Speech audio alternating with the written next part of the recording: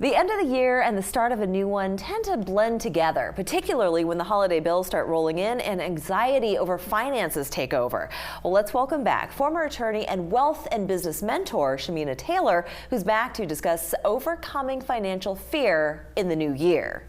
That is probably one of the things I don't think about exercising or diets. I think about money when the new year starts, and I can't tell you, I've sweat over it a little bit. I think a lot of people do. Yeah. Thank you for having me back again. Absolutely. Yeah. And you know, now that we're here in the new year, we're always worried about how are we going to have more money to do things in this year, but then we'll take the financial things that happened last year and bring them into this year, and then create that anxiety over and over again. Right. Yeah. So what I like to do is, like, when you're looking at what you want to create for the new year, sit down and look back at what did you like and what didn't you like about what happened in the previous year. You know, if you can start taking tally of seeing what went right and what went wrong, then you can start having an action plan of going forward. I like that, having an action plan. Right. I think also another thing to remember is that we're not alone. So when we start making that plan, I realize it's good to sort of visualize a brighter future ahead, but how do you also kind of come to terms with your reality and what you need to do to proceed? I feel like we have a lot of fear around money, and I feel like if we can face this fear and identify it, then we don't let it like drive us. For many people, they're worried about money running out or there's not enough.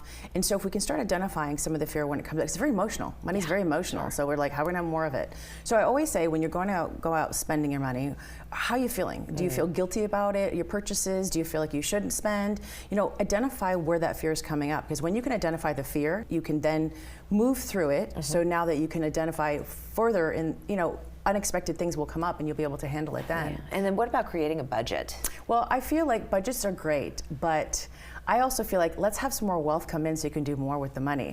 I mean, I'm not more of a restrictor, because I feel like even in this lifetime, you should be enjoying some of the wealth. So for me, I teach about creating more wealth, having more instead of pulling back, because then your lack and scarcity mindset will start showing up when you have to cut things out. Like, I'm the first person that'll say, keep your Starbucks. It's completely different because it makes you happy and it makes you feel like good. The first person that I've ever heard say that. I teach it differently. I feel like money's there for us to enjoy.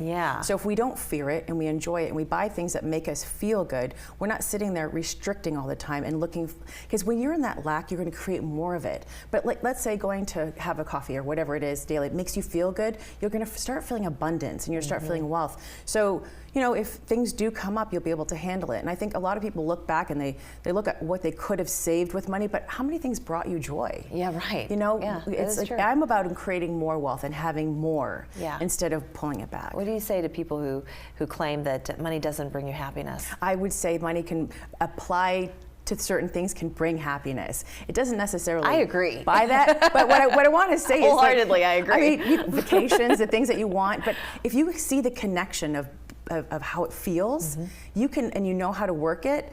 Money could be your greatest asset and not something that you fear in life, you know? And what about for people who are in this job, a career, whatever it is, and they don't have the extra time outside of their schedule to earn more money? So what should they do? I mean, how do we kind of get over that hump and maybe work through the exhaustion at the end of the week to maybe start a new business or sell a hobby or something? Well, I always feel like earlier I was saying you have a great job because you love what you do every day. Sure. So if you have something that brings you joy, maybe it might not be your current income generator, maybe there's something else that you haven't done. Maybe write a book, or maybe you've got a craft that you can like start selling on Etsy, or there's certain things that you can create that fulfill you and that can bring in the extra, because I always feel like there's more. They're printing money right now. Right. So let's you know, so let's just open our hands and get some. So I mean, if you can open up another avenue or revenue stream, then you can enjoy it more.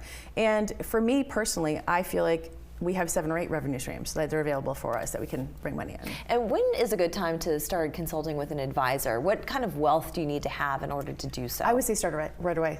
Really? I mean, for me, a lot of people are afraid to look at their bank accounts because they don't have money, or they're afraid to do certain things because they don't have the money yet. But what if you start preparing and getting yourself into that state of being with the money being there? Because then the money will start coming. But if you're like, I don't have any, it's not here, I'm not going to do this yet, then of course it's going to avoid you. But if you start preparing for it and get to an advisor or start, you know, identifying that I'd like to have more to purchase this, it will find you. It will find you. I love that. I love that. One more thing I want to say though is like when you look back on the previous year, there's something that I know for many of us, we always look at what went wrong with money. Yeah. I want you to start doing an evidence-based list of what went right. Because if you can sit there and go, look at all the things that I did with money this year, or the wealth that I brought in, or what was so amazing, you will start feeling like, hey, this is actually working instead positive of mindset. Positive mindset. It will shift everything for you. Isn't that amazing? I love it. I love the optimism. You're fantastic. Shamina Taylor, thank you so much for joining us. Thanks Great to have you. We're back after this.